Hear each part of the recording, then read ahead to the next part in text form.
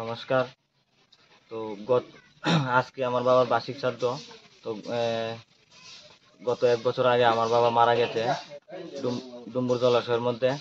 তো ফিশারির যে ডুম্বুর জলাশয়ে আমার বাবা মাছ ধরতে গিয়েছিল। তো মাছ ধরতে গিয়ে যাওয়ার পরে আমার বাবা প্রাকৃতিক দুর্ঘটনার প্রবলে আমার বাবা মরে গেছে গা।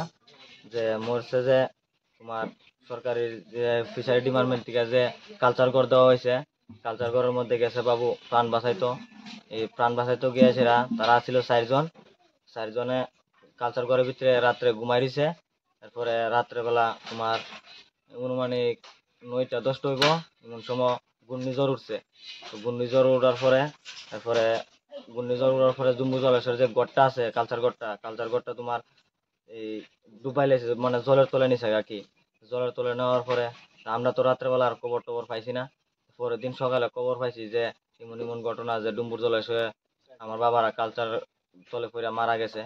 এরপরে আমরা গেছি, যাওয়ার পরে গিয়া দিই মানে এরপরে দিয়া যাওয়ার পরে গিয়ে আমরা দিই গড়টা উল্টাই নাকি আমরা বাবু তারার যে জাল নৌকা টোকা মাছ ধরনের জিনিস রয়েছে এখানে সব কিছু আছে, কিন্তু তারা নাই।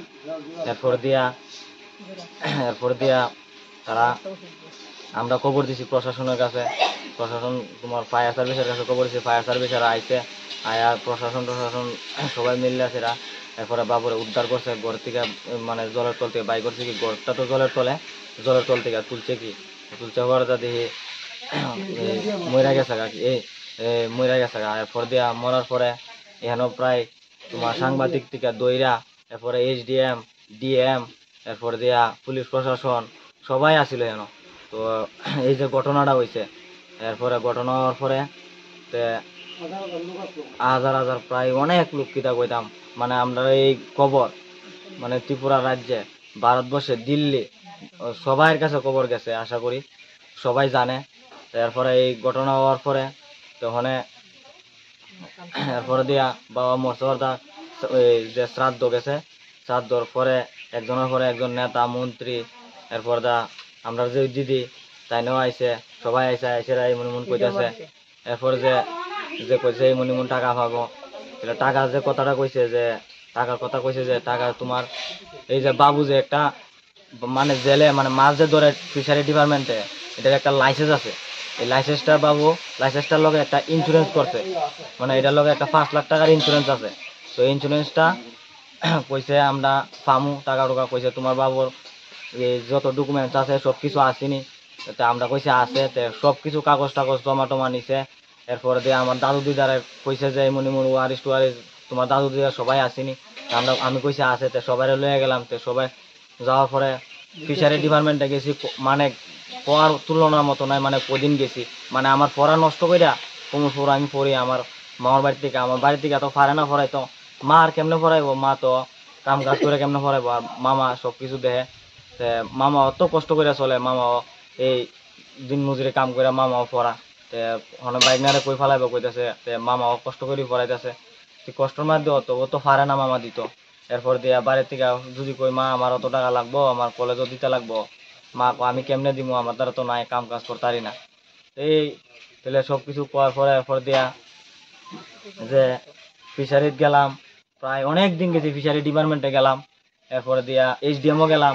এরপরে যে আমরা থানা আছে থানাত গেলাম, যে আমরা কাগজ হতো ভুল টুল হইতেছে গেলিগা, ভুল করে গেলিগা।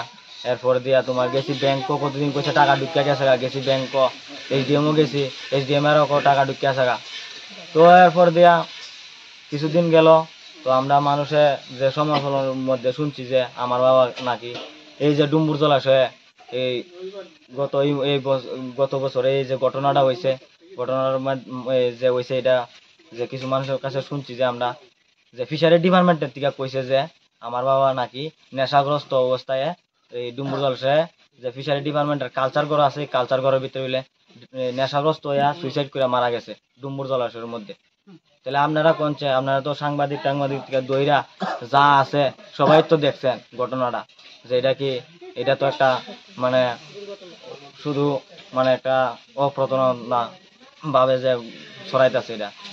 তো আপনার তো আপনার কাছেও আপনার তো জানেন যে এই ঘটনাটা এমন এমন দিকে হয়েছে, আপনার তো জানেন যে সাংবাদিক সাংবাদিকেরাও জানে যে এমন এমন ভাবে ঘটনাটা হয়েছে, সারা বিশ্বে মানে মানে সবাই জানে যে এই ঘটনাটা এইভাবে, যে এরা 4 জন প্রাকৃতিক প্রাকৃতিক দুর্ঘটনা মানে জ্বর ঘূর্ণিঝড়ের মাধ্যমে মানে মারা গেছে বাবু।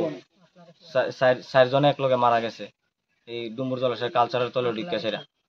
তো এরপরে তো ওখানে কইতাছে যে ইমন ইমন, মানে আমরা আর কিতা করবো, আমরা তো আর কেউর কাছে কার কাছে যাবো, আমরা তো আর কেউর কাছে যায় 2টা কথা কমু, তো ইমন তো আমরা পারি না যে কার কাছে কিতা কমু যায় সেটা। তো এইটাই তাহলে ওখানে মুখ্যমন্ত্রীর কাছে আমরা একটা আবেদন, যে মুখ্যমন্ত্রী স্যারের দ্বারা আবেদন যে আমরা একটা যাতে একটা ব্যবস্থা করে, যাতে আমরা যাতে সুন্দরভাবে চলতে পারি। আমার দাদু দিদা আমার উপরে, আমরার উপরে, আমরা ফ্যামিলির উপরে, আমরা মার উপরে, আমার উপরে।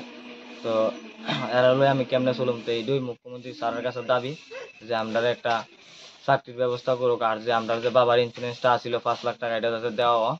এতটুকুই দাবি যে আমরা যাতে ভালোভাবে চলতে পারি, মানে আগামী দিনে যাতে কষ্ট না হয়, আমরা এমন একটা মানে ব্যবস্থা করেছে যাতে।